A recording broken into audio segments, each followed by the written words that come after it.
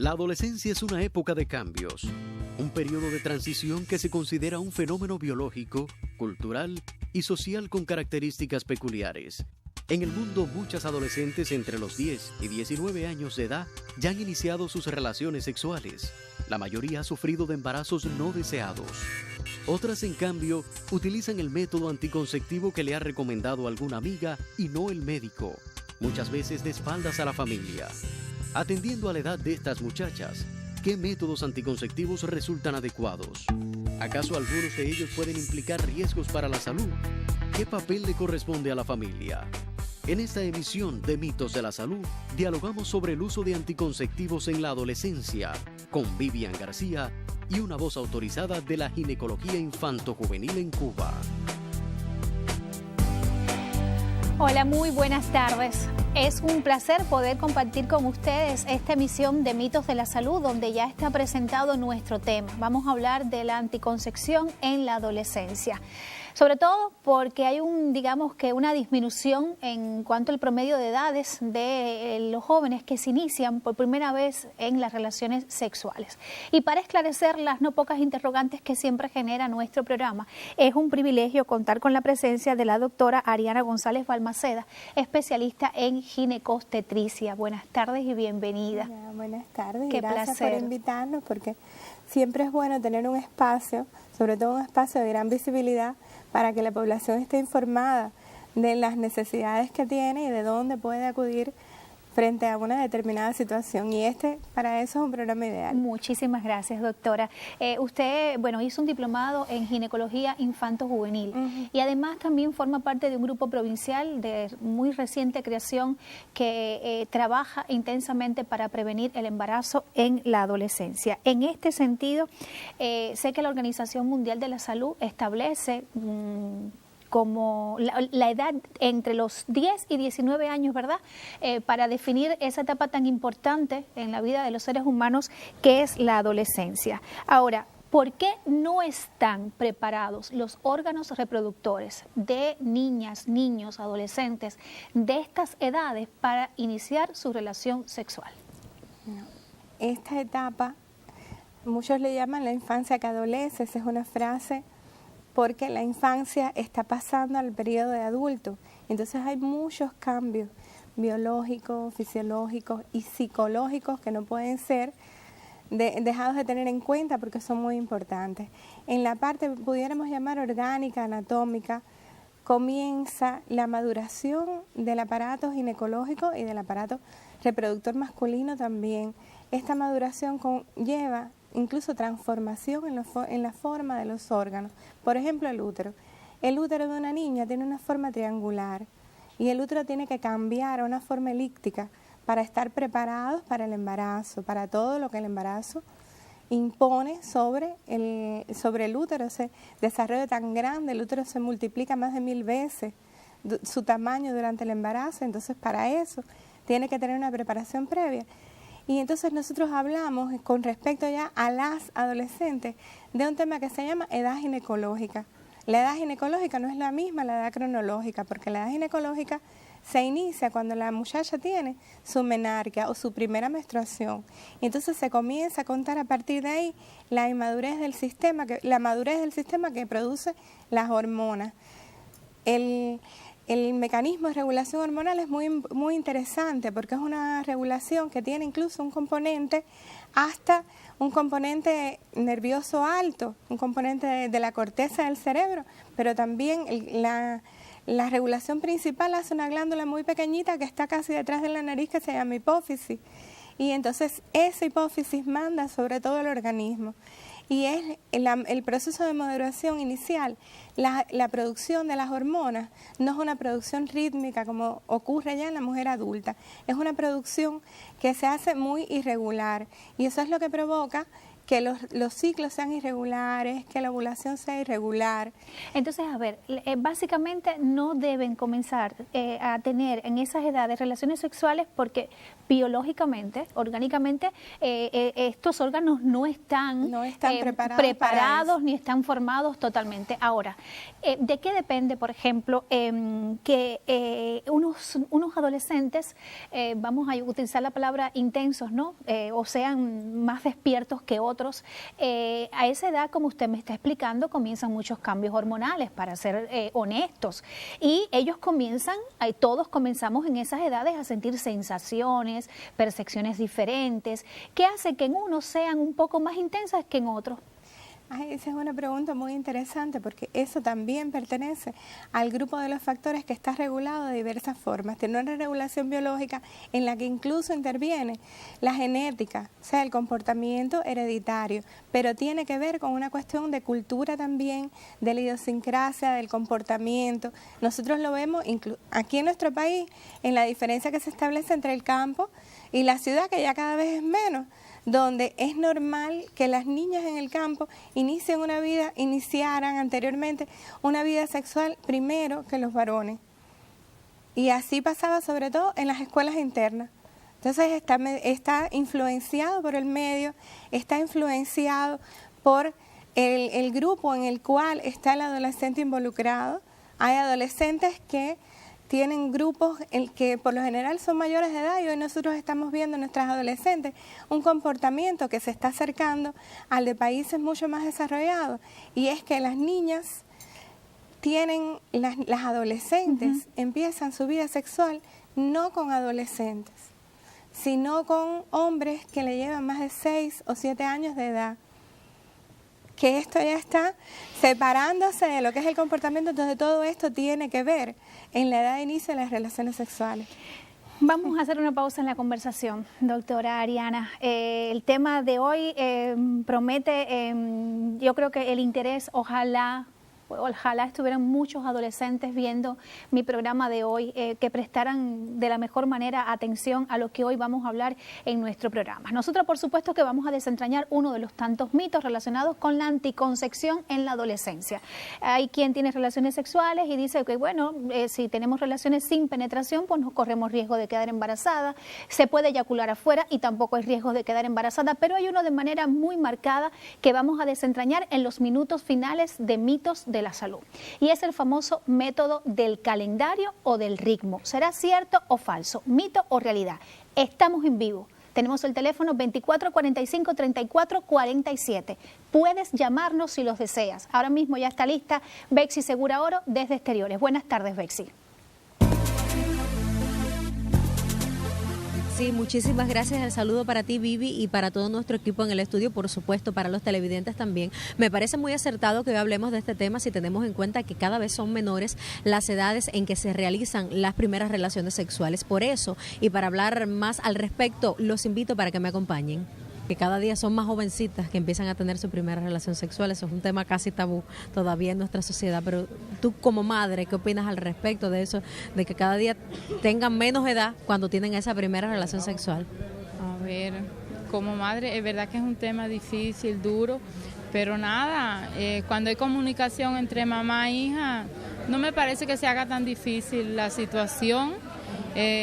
Cuando la niña da su primer paso a quien le debe de decir lo que pasó, por qué pasó, es a mamá, que mamá siempre va a estar ahí dando el frente. Sí, debemos de educarlo para que tan temprano y no hayan tantos fracasos, no hayan tantos problemas, ¿ves? De nuestros hijos. Yo opino que no se debiera empezar tan temprano, o si se va a empezar temprano, que sea después de los 15. Estamos quemando etapas y la tecnología va avanzando, las niñas van abriendo más los ojos, la tentación de que no lo haga y por qué no lo voy a hacer si ella lo hizo, pero no, nada, todo se resuelve cuando hay comunicación entre mamá y niña. Yo pienso que en la primera edad tiene que tener educación sexual, ¿ves? Para poder no estar enfermo por el SIDA, por miles de cosas que hay, ¿ves? Enfermedades que no se deben de, y hay que enseñarlo, hay que... ¿ves? Los padres, bueno, nosotros los padres. Y después de escuchar estas opiniones de nuestros televidentes, me despido, pero solo hasta un segundo contacto. Gracias, Bexy. Muy interesantes las opiniones que acabamos de escuchar, doctora Ariana. ¿Se conoce cuál es el porciento de adolescentes que empiezan o mantienen relaciones sexuales entre los 15 y 19 años aproximadamente? Ahí había un adolescente que decía que lo ideal es después de los 15. A ver.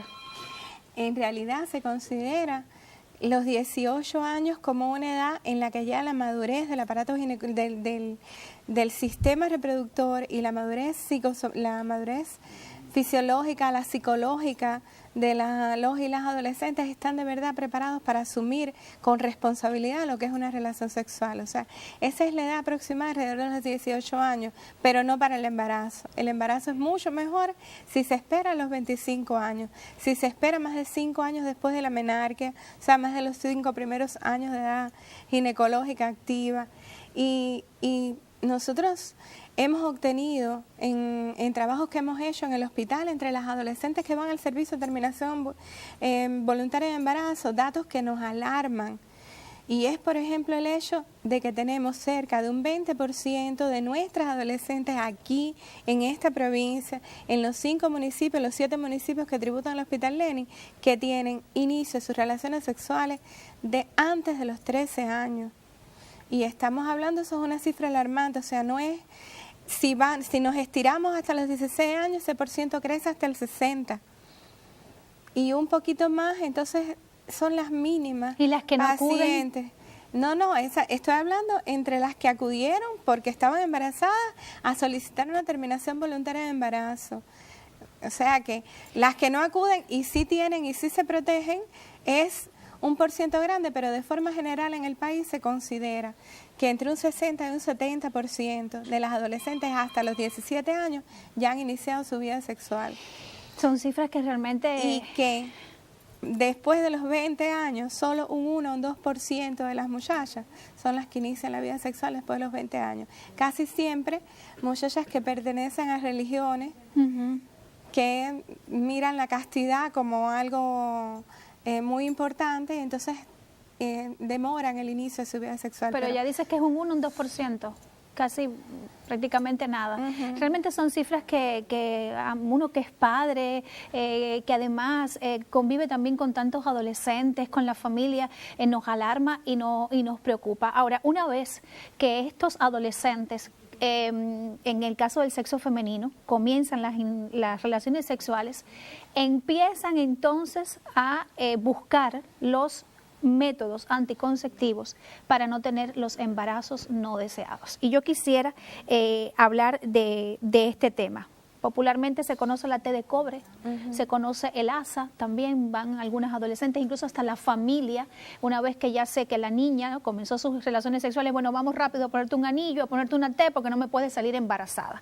¿Qué opinión tiene de esto, doctora? Bueno, hay diferentes tipos de métodos anticonceptivos. Están los métodos de barrera, que son los métodos ideales de forma general porque son los que más alta efectividad tienen. Ahí entran los preservativos, el diafragma, que es poco usado por las adolescentes, que en sentido general la población cubana no usa mucho el diafragma. Están los métodos anticonceptivos hormonales, que están los orales y los inyectables. Entre los orales hay anticonceptivos monofásicos, bifásicos, trifásicos. Esto significa, esta es la diferencia que tienen entre la cantidad de concentración de hormona que tienen las tabletas.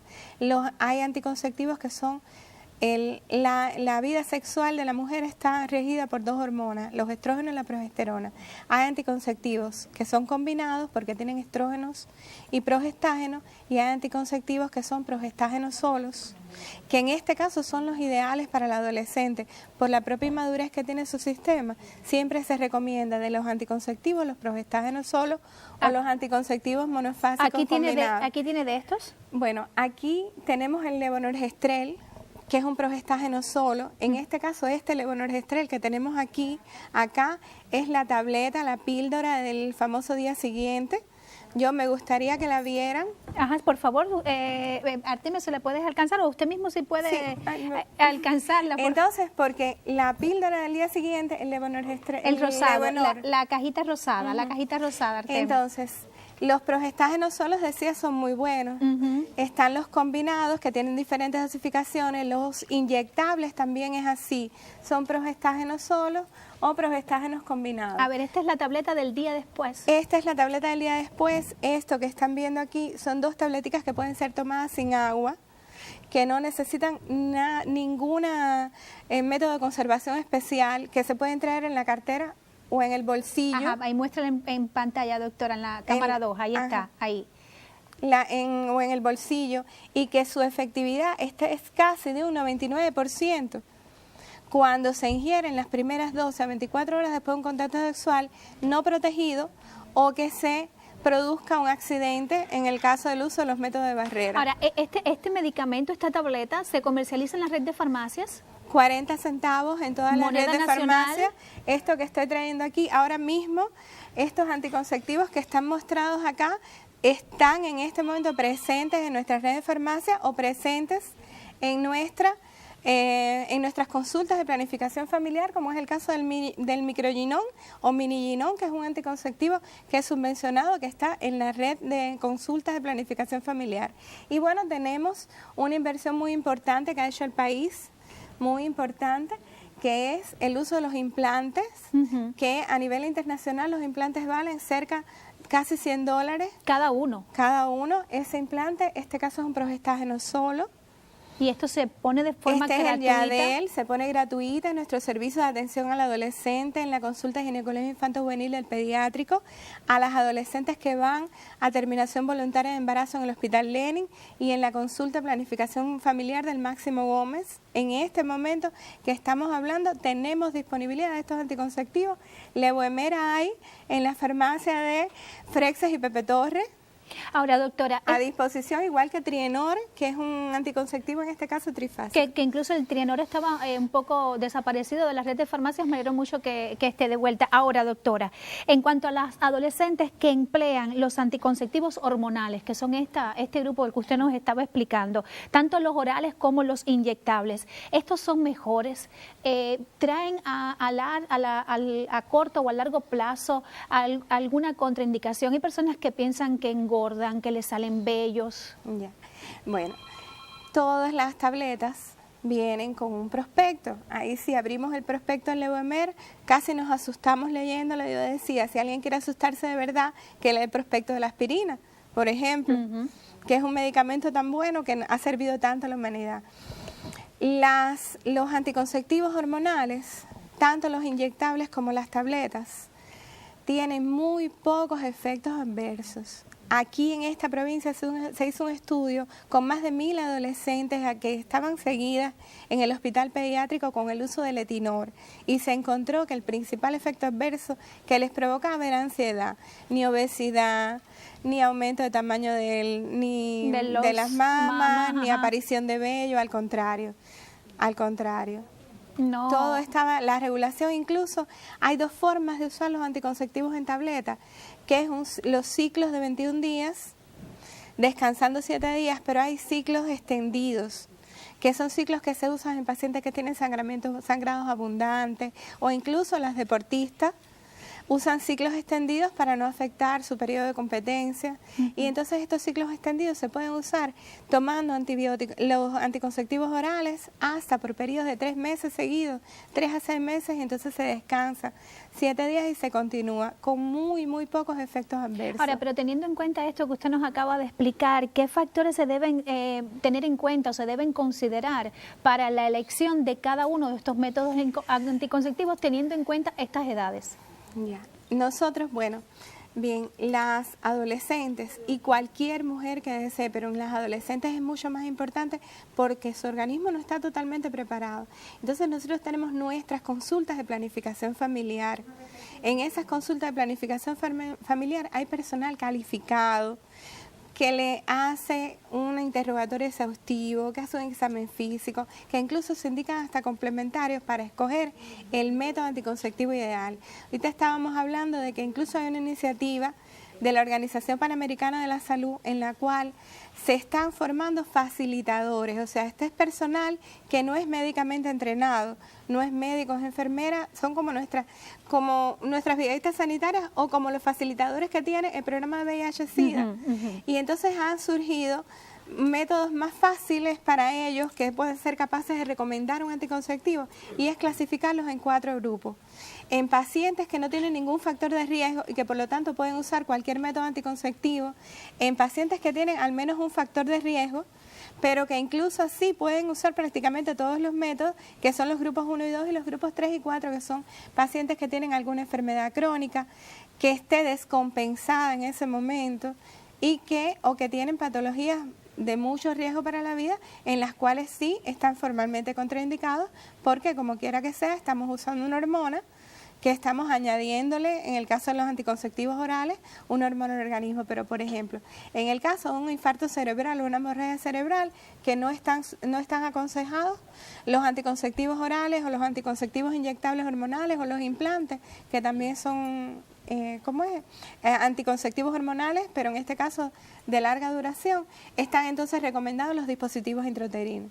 Entonces, por eso es importante ir siempre a la persona, no tomarlo. Porque aquella mi amiga me lo recomendó y me fue bien, porque incluso algunos están hasta contraindicados en enfermedades hepáticas, enfermedades renales. Por eso es importante acudir a un facultativo. Vamos a hacer otra pequeña pausa en nuestra conversación. Estamos hablando de la anticoncepción en la adolescencia. Preferiría hablar de que no hubiera embarazos no deseados, ¿verdad?, en esas edades, pero bueno, es una realidad. Y le invito entonces a pasar a la sección Lo que su médico le explicaría si tuviera tiempo, nuevamente con Bexy Segura Oro. Recuerde que estamos en vivo y que vamos a desentrañar un mito relacionado con la anticoncepción en la adolescencia. Lo ideal para no quedar embarazada es hacer uso del método del ritmo o del calendario. ¿Cierto o falso? ¿Mito o realidad?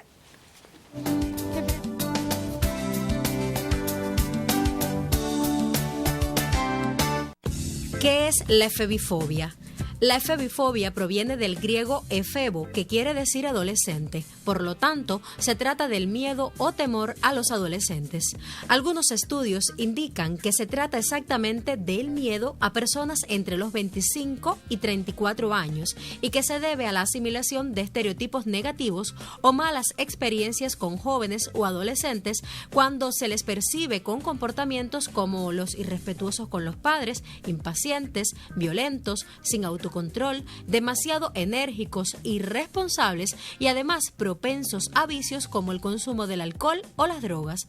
El caso es que se trata de una fobia con una imparable extensión entre adultos y ancianos, lo que comienza a ser una grave preocupación para sociólogos, psicólogos e incluso economistas.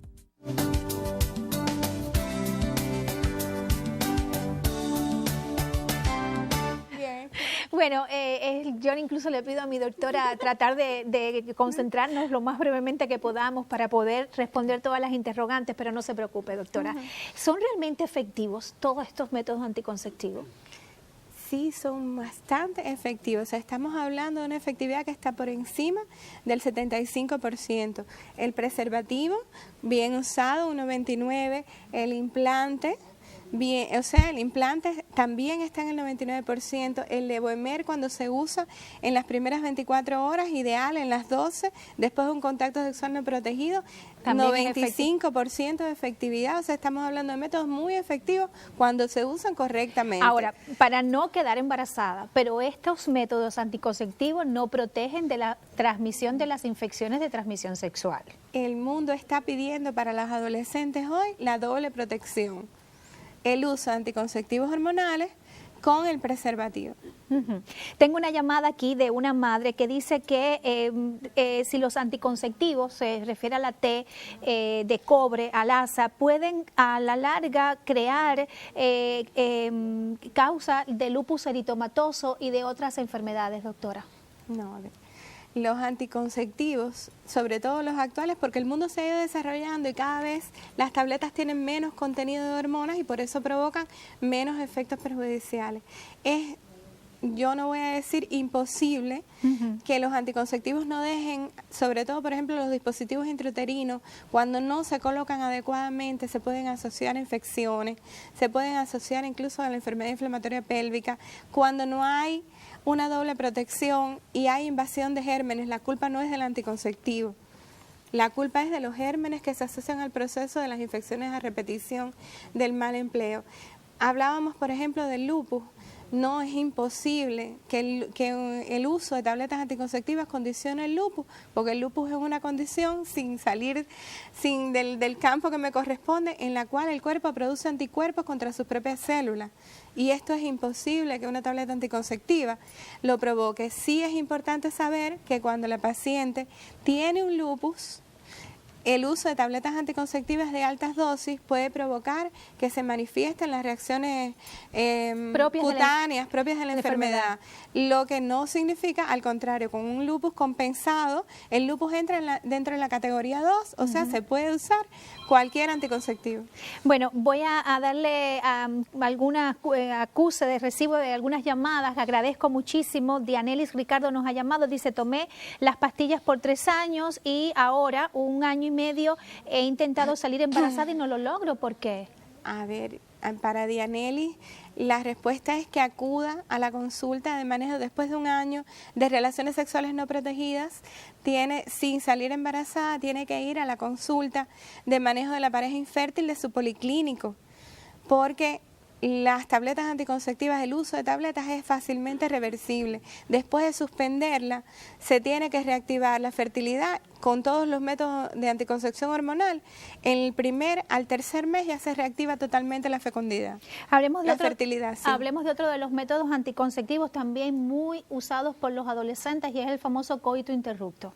Hay quien piensa que eso también trae daño o que no corre riesgo también de quedar embarazada. ¿Qué opinión tiene de esto, doctora Ariana? Que sí tiene riesgo de quedar embarazada porque estamos hablando de los adolescentes muy inmaduros y en el líquido preseminal ese que aparece antes de la eyaculación puede haber espermatozoides y por lo tanto sí hay riesgo, que es lo mismo de las relaciones sexuales incluso sin penetración, donde sí hay riesgo de quedar embarazada, y el coito interrupto necesita como un método efectivo madurez, mucha madurez psicológica, porque está interrumpiéndose el placer casi en el momento cumbre del acto sexual. Entonces necesita mucha madurez en los adolescentes.